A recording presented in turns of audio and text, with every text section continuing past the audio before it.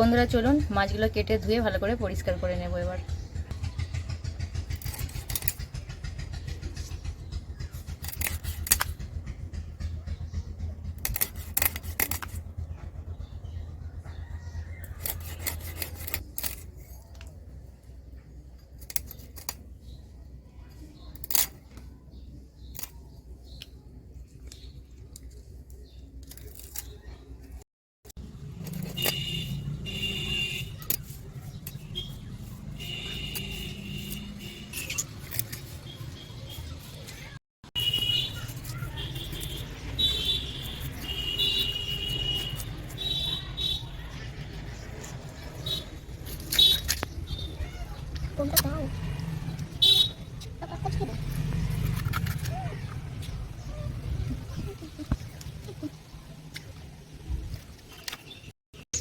তো বন্ধুরা চলুন মাছগুলো আমার কাটা হয়ে গেছে, এবার আমি ভালো করে ধুয়ে পরিষ্কার করে নেব।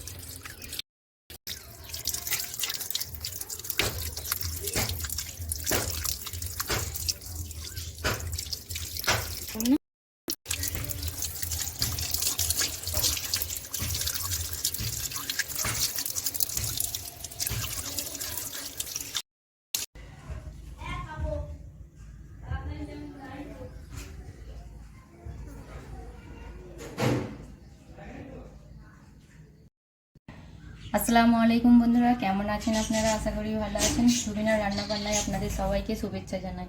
তো বন্ধুরা আজকে আমি একটা আবারও রেসিপি নিয়ে চলে এসেছি। আজকের রেসিপিটা হলো রুই মাছের ঝোল করব ফুলকপি আর আলু দিয়ে। তো সম্পূর্ণ আমি বাটা মশলা দিয়ে রান্নাটা করব, তার জন্য আমি এখানে সমস্ত বাটা মশলা বেটে নিয়েছি। তো চলুন কী কী সবজি নিয়েছি আর কি মশলা নিয়েছি চলুন আপনাদেরকে দেখিয়ে দিই। তো প্রথমেই নিয়েছি এখানে আমি রুই মাছ, ভালো করে আঁশ ছাড়িয়ে ভালো করে পরিষ্কার করে ধুয়ে নিয়েছি।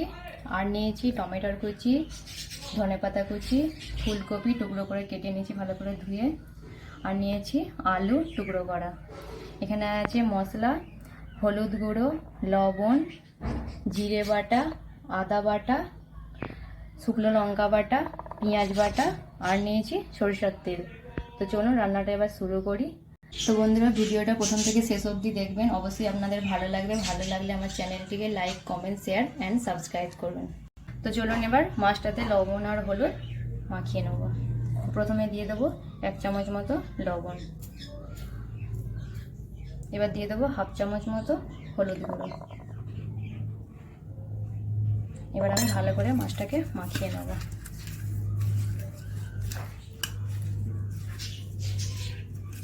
তো লবণ আর হলুদটা আমার ভালো করে মাখানো হয়ে গেছে।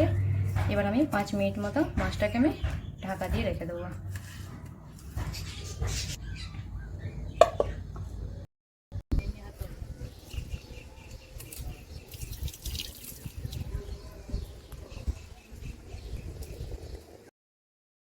তো এবার আমি চুলাটা জ্বালিয়ে নিয়েছি, এরপর আমি কড়াটা বসিয়ে দেবো।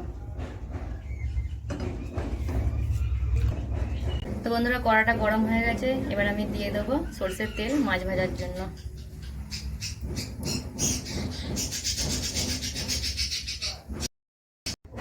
তো বন্ধুরা তেলটা আমার খুব ভালো করে গরম হয়ে গেছে। এবার লবণ আর হলুদ মাখিয়ে রাখা মাছগুলো আমি একে একে ভেজে নেব।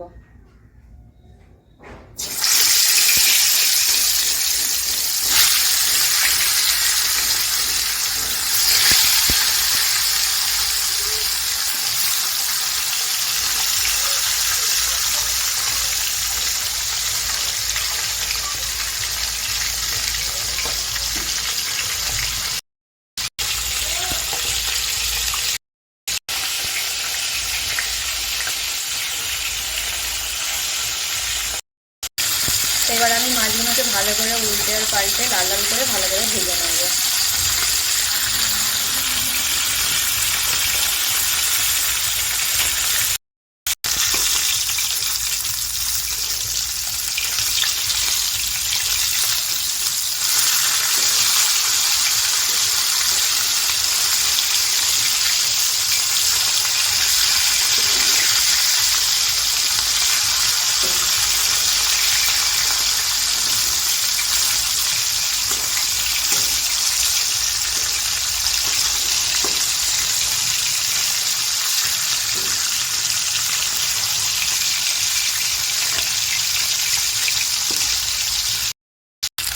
বন্ধুরা দেখুন মাছটা আমার লাল লাল করে ভালো করে ভাজা হয়ে গেছে। এবার মাছটাকে আমি তুলে নেবো একটা পাত্রের মধ্যে।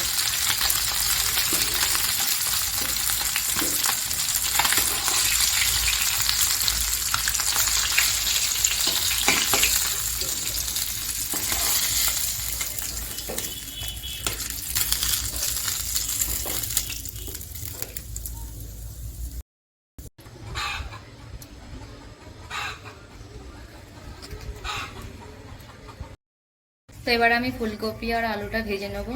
তার জন্য আমি কড়াই দিয়ে দেবো অল্প করে সরষের তেল।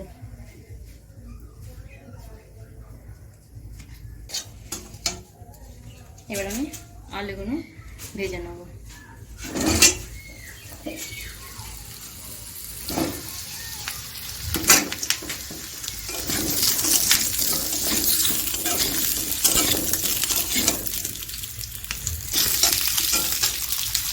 এবার আমি দিয়ে দেবো 1/2 চামচ মতো লবণ আর দিয়ে দেবো ফুলকপিগুলো। তা আলু আর ফুলকপি এবার আমি হালকা করে একটু ভেজে নেব।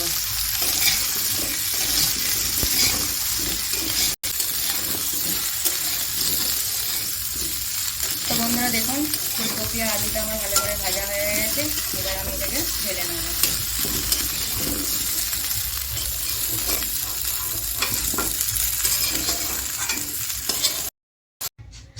তো এবার কড়ার মধ্যে আমি তেল দিয়ে দেবো মাছের ঝোলটা রান্না করার জন্য। তেলটা আমি পরিমাণ মতো দেবো।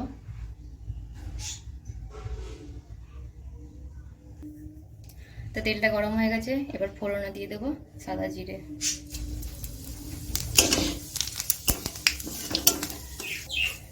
তো ফোড়নটা আমার ভালো করে ভাজা হয়ে গেছে। এবার দিয়ে দেবো পেঁয়াজ বাটা।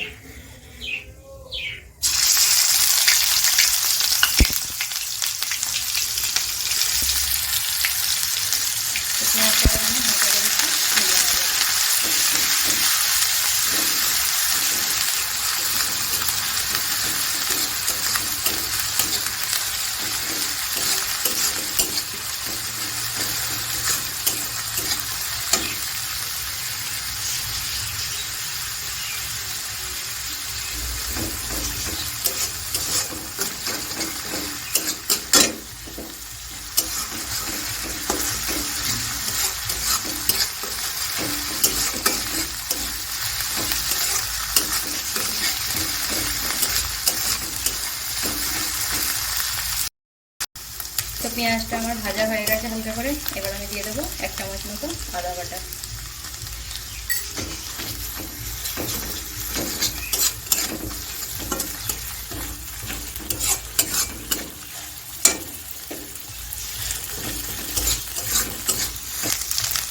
পেঁয়াজ আর আদাটা আমার হালকা করে ভাজা হয়ে গেছে।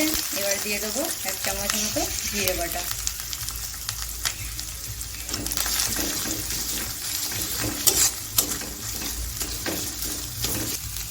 পেঁয়াজ আদা আর জিরাটা একসঙ্গে আমার ভাজা হয়ে গেছে। এবার আমি দিয়ে দেবো 1/2 চামচ মতো শুকনো লঙ্কা বাটা।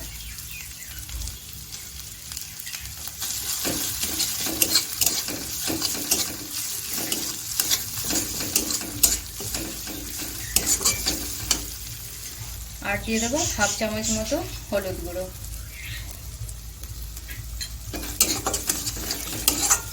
এবার আমি সমস্ত মশলাটাকে ভালো করে একটু কষিয়ে নেব।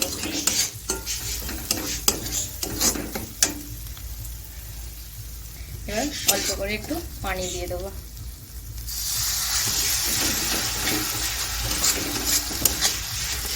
মশলাটাকে আমি ভালো করে কষিয়ে নেব।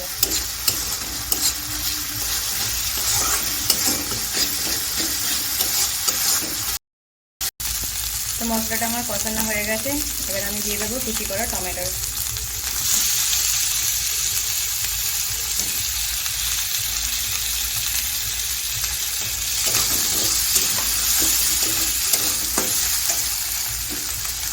এবার দিয়ে দেবো আমি 1 চামচ মতো লবণ, যাতে টমেটোটা তাড়াতাড়ি নরম হয়ে যায়। আরও 1 মিনিট 2 মিনিট মতো ভালো করে কষিয়ে নেবো আমি মশলাটা। তো বন্ধুরা মশলাটা আমার ভালো করে কষানো হয়ে গেছে। মশলা থেকে তেল ছেড়ে দিয়েছে, তার মানে মশলাটা আমার খুব ভালো করেই কষানো হয়ে গেছে। এবার আমি ভেজে রাখা ফুলকপি আর আলুটা দিয়ে দেবো। ফুলকপি আর আলুটা ভালো করে দিয়ে ভালো করে মশলাটা মিশিয়ে নেবো, যাতে মশলাটার সঙ্গে ফুলকপি আলুটা মিশে যায়।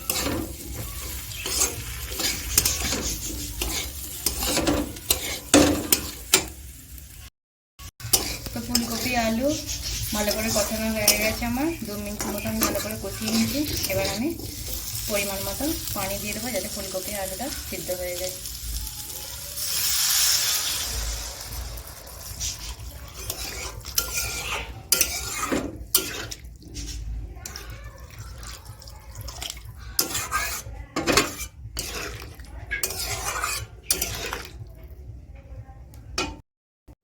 তো ফুলকপি আলুটা সিদ্ধ যাতে হয়ে যায়, তার জন্য আমি একটা ঢাকনা চাপা দিয়ে দেবো।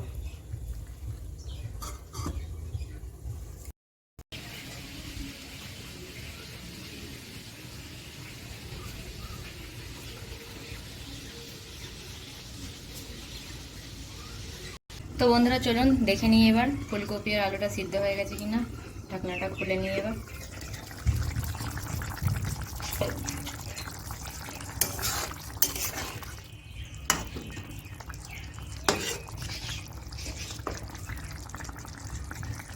তো ফুলকপি আর আলুটা আমার ভালো করে সিদ্ধ হয়ে গেছে। এবার আমি ভেজে রাখা মাছটা দিয়ে দেবো।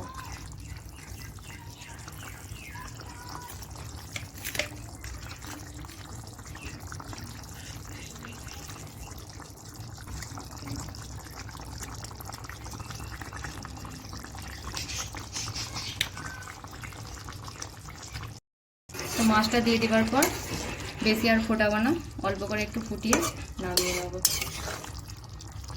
তো বন্ধুরা দেখুন মাছের ঝোলের কালারটা আমার কত সুন্দর এসেছে, আশা করি খেতেও খুব সুন্দর হবে।